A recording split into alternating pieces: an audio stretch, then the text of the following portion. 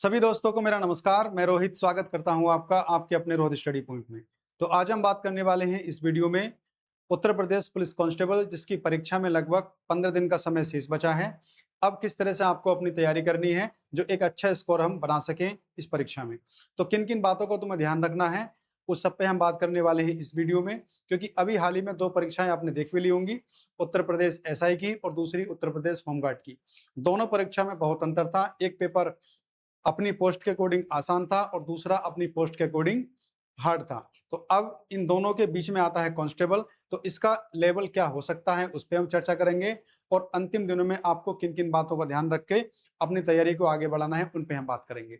तो चलिए साथियों, जो पेपर देने के लिए तैयार हैं कांस्टेबल के, उनके लिए वीडियो बहुत इंपॉर्टेंट है। और जो साथी हमारे पहली बार चैनल पे आए हैं तो उनसे हमारी रिक्वेस्ट है कि चैनल को सब्सक्राइब कर लीजिए और वीडियो अच्छी लगे तो लाइक करना, अपने बाकी मित्रों में शेयर भी करना।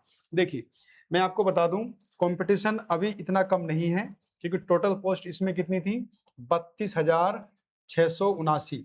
यानी कि अगर देखा जाए तो यहाँ पर 32,000 के आसपास पदों की संख्या है। और एग्जाम डेट सभी को मालूम है, 8 जून को, 9 जून को, 10 जून को ये परीक्षा आपकी होने जा रही है। यानी कि 3 दिन तक आपकी परीक्षा होगी। उसकी वजह क्या है, टोटल फॉर्म्स 35 लाख के आसपास फॉर्म भरे गए हैं। एक न्यूज़पेपर के अनुसार कहीं पर 30 लाख भी मिलेगा तुमको और कहीं पर 40 लाख के आसपास। तो मोटा मोटा हमने मान लिया है कि भाई 35 लाख के आसपास फॉर्म भरे गए हैं और कम से कम भाई 30 लाख के आसपास तो बच्चा पेपर देगा इसका। तो कंपटीशन देखिए, अभी एक सीट पर कम से कम 105 कैंडिडेट फाइट करने वाले हैं परीक्षा के लिए। और आपने सभी देखा होगा कि उत्तर प्रदेश एसआई की जो कट ऑफ गई है बहुत हाई गई है। तो उसको लेकर जितने भी साथी हमारे एसआई वाले थे जो 1 नंबर 2 नंबर 3 नंबर से रह गए हैं, वो पूरा पूरा एफर्ट्स यहाँ पर लगाएंगे अब कांस्टेबल में, क्योंकि उनकी तैयारी और बेटर थी एसआई वालों की, लेकिन उनके मुकाबले का पेपर आया नहीं। तो कहीं ना कहीं थोड़ी बहुत चूक हुई है। तो अब वो सारी कसर आप कांस्टेबल में निकालने वाले हैं। तो कंपटीशन कम नहीं रहने वाला साथियों, आपका बहुत अच्छे से आपको मेहनत करनी है। और ये अंतिम जो दिन होते हैं ना, ये सबसे इंपॉर्टेंट होते हैं किसी परीक्षा के लिए। तो अपना माइंडसेट अच्छे से बना के रखना आप लोगों को, अपने आप पे पूरा ध्यान रखना है, क्योंकि एग्जाम सेंटर भी आएगा, एडमिट कार्ड भी आएगा। तो उन चीज़ों में ज़्यादा उलझना नहीं है।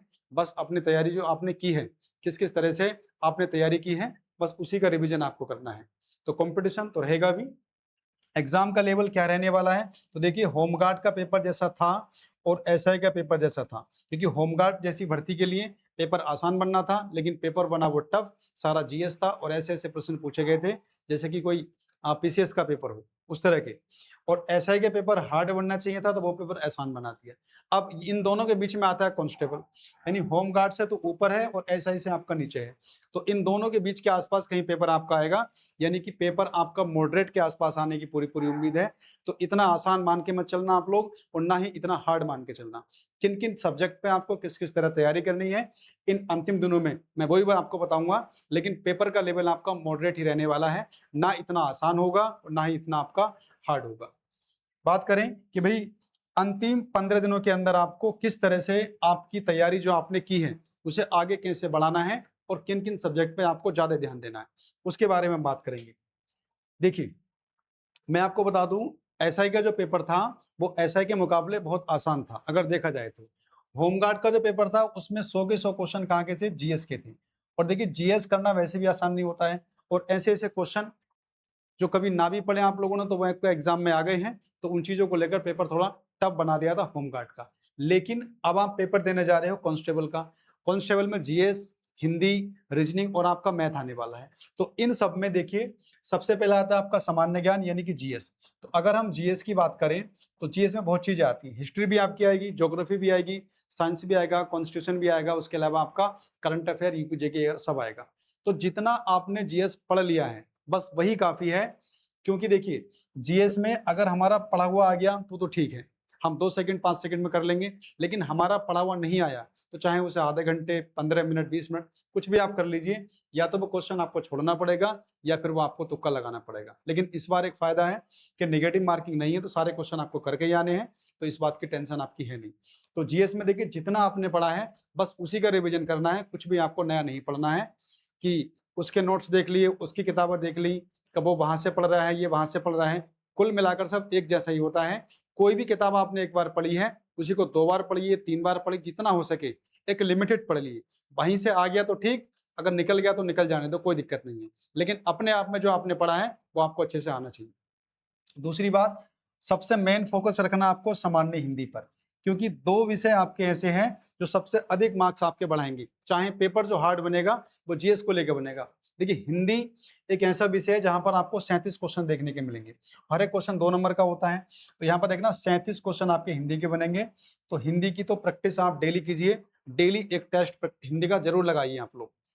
वैसे तो सभी का एक पूरा टेस्ट लगाइए, लेकिन हिंदी का तो आपको लगाना ही लगाना है, क्योंकि सबसे अधिक नंबर जो बनेंगे आपके वो हिंदी में बनने वाले हैं। विषय भी ऐसा है कि चीजें आपकी उसी तरह से पूछी जाती है। दूसरे पे देखिए, संख्यात्मक और आपका मानसिक क्षमता, ये 38 नंबर के। यहाँ पर देखिए, यहाँ से 10 से 15 क्वेश्चन तो आपको रीजनिंग के ही मिल जाएंगे। उसके अलावा जो बचेंगे आपके 20 से 22 क्वेश्चन वो आपके मैथ के आ जाएंगे, है ना। 20 से 22 क्वेश्चन मैथ के आ जाएंगे। तो मैथ्स के अंदर क्या करते हैं बच्चे, बहुत ज्यादा वो मैथ पढ़ लेते हैं, एकदम से एसएससी वाला या फिर मान लीजिए रेलवे वाला। देखिए, उत्तर प्रदेश पुलिस कांस्टेबल या फिर एसआई में भी देखा होगा आप लोगों ने, जो मैथ्स का लेवल रहता है ज्यादातर उसमें क्या पूछा जाएगा, अंकगणित यानी कि अर्थमेटिक। अर्थमेटिक में जो मेन चैप्टर आपके हैं, चाहे वो एसआई हो गया, सीआई हो गया, या टाइम एंड वर्क हो गया, टाइम एंड डिस्टेंस हो गया, एवरेज हो गया, इन चैप्टर को आप बहुत अच्छे से पढ़ लीजिए और एक इजी टू मॉडरेट तक पढ़िए आप लोग। बहुत हाई क्वेश्चन देखने की आपको आवश्यकता नहीं है, वहीं से आपको 20-25 क्वेश्चन जो भी आएंगे आप उन्हें आराम से बना के ले जाओगे, कोई बड़ी दिक्कत नहीं। मानसिक अभिरुचि एवं तार्किक क्षमता, यहां से देखिए 37 क्वेश्चन तो ये हो गए, और कम से कम 10 से 12 क्वेश्चन आपको यहां से देखने को मिलेंगे। यानी यहां मान के चलो आप लोग 50 क्वेश्चन के आसपास में रीजनिंग को देखने को मिलेंगे टोटल मिला के। तो सबसे मेन देखिए आपका हिंदी और रीजनिंग, यानी इन दोनों के अगर हो सके तो 2-2 सेट आप लगाओ, क्योंकि जितना आपने जीएस पढ़ लिया वो कभी भी तैयारी किसी भी समय आपकी पूरी नहीं होने वाली। आप कितना भी पढ़ोगे आपको लगेगा कि मेरी तैयारी थोड़ी कम है, लेकिन जब एग्जाम आता है तो हमें ऑप्शन देख के, सवाल देख के ऑटोमेटिक चीजें हमारे आने लगती हैं। तो इस बात को आप हमेशा मन से उतार दीजिए कि हमारी तैयारी पूरी नहीं है, क्योंकि अभी पढ़ोगे कल को फिर तुमको ऐसे लगेगा कि यार मैंने कल जो पढ़ा था मेरे आज याद नहीं है, लेकिन वो ऑप्शन देख के ऑटोमेटिक चीजें याद आ जाती हैं। तो उसकी टेंशन आप ना ले, डेली प्रैक्टिस कम से कम रीजनिंग की लगाओ आप लोग और हिंदी के लगाओ, ठीक है। तो टोटल क्वेश्चन 150 क्वेश्चन आपके आने वाले हैं यहाँ पर, और पेपर का लेवल जहां तक भी होगा आपका तो मॉडरेट ही रहने वाला है। तो इस तरह से आप अपनी लोग तैयारी कीजिए। सबसे पहले हिंदी को अच्छे से करिए, जहां जहां दिक्कत आती है, जिन चैप्टर में दिक्कत आती है उनको एक बार फिर से देख लो। रीजनिंग के कम से कम 2 टेस्ट लगाइए, क्योंकि 50 क्वेश्चन के आसपास आपकी रीजनिंग ही आने वाली है। अगर रीजनिंग और हिंदी आपने अच्छा कर लिया तो देखिए फिर आपको जीएस में 19-20 भी हो जाता है ना, तब भी काम आपका चल जाएगा। डेली एक टेस्ट लगाइए, कुछ भी नया आपको नहीं पढ़ना है, अपने आप पर, अपनी तैयारी पे जितनी आपने की है उस पर भरोसा रखिए। अगर अच्छा आपका प्रैक्टिस रहेगा और मानसिक संतुलन अगर आपने ठीक से बनाए रखोगे तो आपका एग्जाम बहुत बढ़िया होगा। क्योंकि इस बार देखिए क्वेश्चन आपके 150 होंगे और नेगेटिव मार्किंग भी इस बार नहीं है, यानी कि पूरे पूरे क्वेश्चन आपको करके आने हैं। आता है तो ठीक, नहीं आता है तो भी ठीक, गोला तो भर के ही आपको आना है। तो जितना अच्छे से अच्छा हो सकता है उतनी तैयारी आप कीजिए। जितना आपने पहले पढ़ा है, चाहे वो करंट अफेयर हो, चाहे वो हिस्ट्री हो, चाहे वो ज्योग्राफी हो, चाहे वो आपका मैथमेटिक्स क्यों ना हो, जितना आपने अब तक पढ़ा है केवल उसी का रिवीजन कीजिए और बाकी एक प्रैक्टिस सेट पूरा लगाइए। और उसके अलावा रीजनिंग का और हिंदी का स्पेशल लगाइए आप लोग। प्रैक्टिस सेट से स्पीड बढ़ती है आप लोगों की, क्वेश्चन मिले ना मिले लेकिन आपकी स्पीड बढ़ेगी। और जीएस में जितना आपने पहले पढ़ लिया है बस वही सफिशिएंट है, उसके अलावा कुछ भी नया मत पढ़ना आप लोग कि 100 क्वेश्चन वहां से देख लूं, 150 क्वेश्चन वहां से देख लूं, 1000 क्वेश्चन वहां से देख लूं, ऐसा कुछ नहीं होने वाला है। अगर क्वेश्चन लगाने भी हैं तो पिछले साल के जो पेपर हुए थे उनके लगा लेना आप लोग एक बार, वरना केवल रिविजन मारो जितना पढ़ा है आप लोगों ने, बाकी इन तीनों की करो प्रैक्टिस, सिलेक्शन तो तुम्हें यही दिलवा देंगे।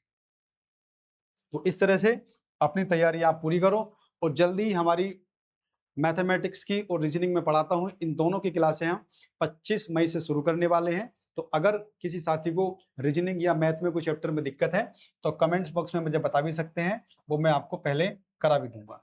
तो ये कुछ बातें थी जो आपके एग्जाम के लिए। जल्दी ही आपका सिटी सेंटर या फिर एडमिट कार्ड आने वाले हैं, बस अपनी तैयारी अच्छे से करते रहिए। प्रैक्टिस आप डेली कीजिए, रीजनिंग, मैथ और हिंदी, इनके 3-3 टेस्ट आप पर डे लगा लो, कोई दिक्कत नहीं है।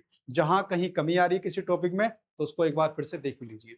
तो साथियों, ये कुछ जानकारी थी आपके एग्जाम के लिए। वीडियो अच्छी लगी हो तो लाइक करना, और चैनल को सब्सक्राइब अभी तक नहीं किया है तो कर लीजिए। मिलते हैं कल एक नई वीडियो में, तब तक के लिए बाय।